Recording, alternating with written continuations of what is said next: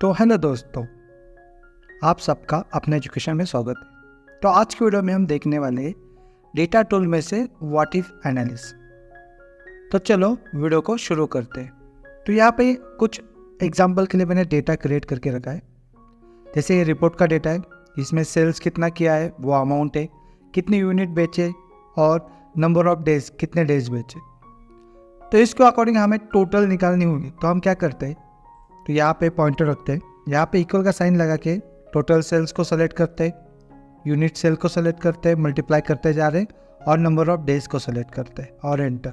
तो आप यहाँ देखोगे कि 1000 टोटल हमारा सेल्स हुआ है। 1000 कैसे, जैसे कि यहाँ पे सेल किया है 100 रुपीज़ और 10 यूनिट भेजे और एक ही दिन किया है, तो यहाँ पे आया आपका 1000 रुपीज़। अगर ये 10 दिन वो काम करता है तो यहाँ पे आपका शो करेगा 10,000 रुपीज़। जैसे कि अगर मैं 200 यूनिट सेल करता हूँ तो कितना मिलेगा, या 400 सेल करता हूँ तो कितना मिलेगा।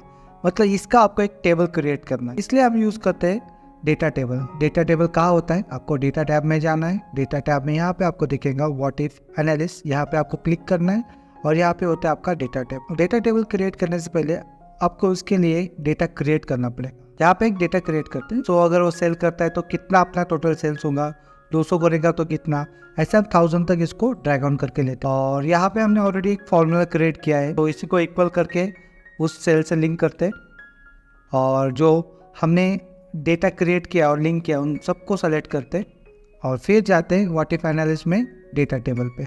यहाँ पे आपको उसका पॉपअप डिस्प्ले हो रहा है। पॉपअप में क्या, दो चीज़ें आपको दिख रही है, तो रो इनपुट सेल और कॉलम इनपुट। अगर आपको वैल्यूज रोज में तो आपको रोज वाला ऑप्शन यूज़ करना है, अगर आपकी वैल्यूज कॉलम में तो आपको कॉलम वाला यूज़ करना है।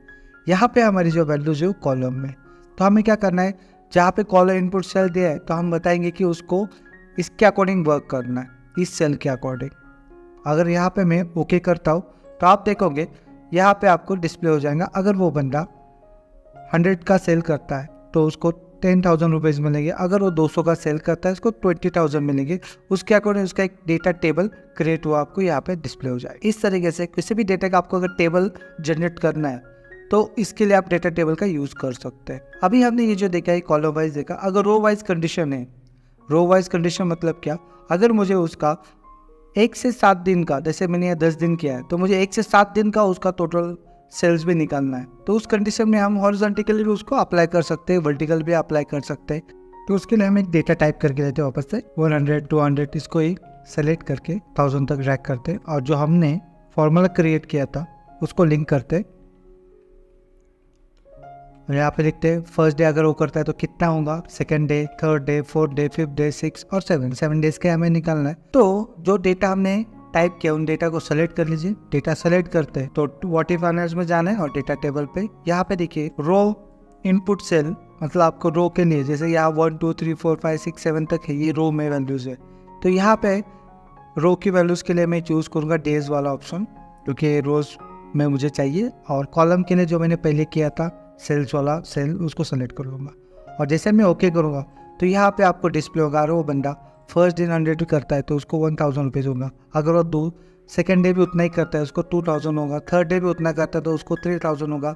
उसके अकॉर्डिंग उसका एक डेटा यहाँ पे क्रिएट। अगर वो यह 500 करता है फर्स्ट डे में उसको 5000 रुपीज़ मिल जाएंगे, तो उसका एक डेटा टेबल यहाँ पे क्रिएट हो जाता है। ये काम करता है डेटा टेबल, आपको एक टेबल ला के देता है एज पर आपके कंडीशन। आज के लिए इतना ही, मिलते हैं कल नई वीडियो के साथ, तब तक के लिए टेक केयर एंड बाय।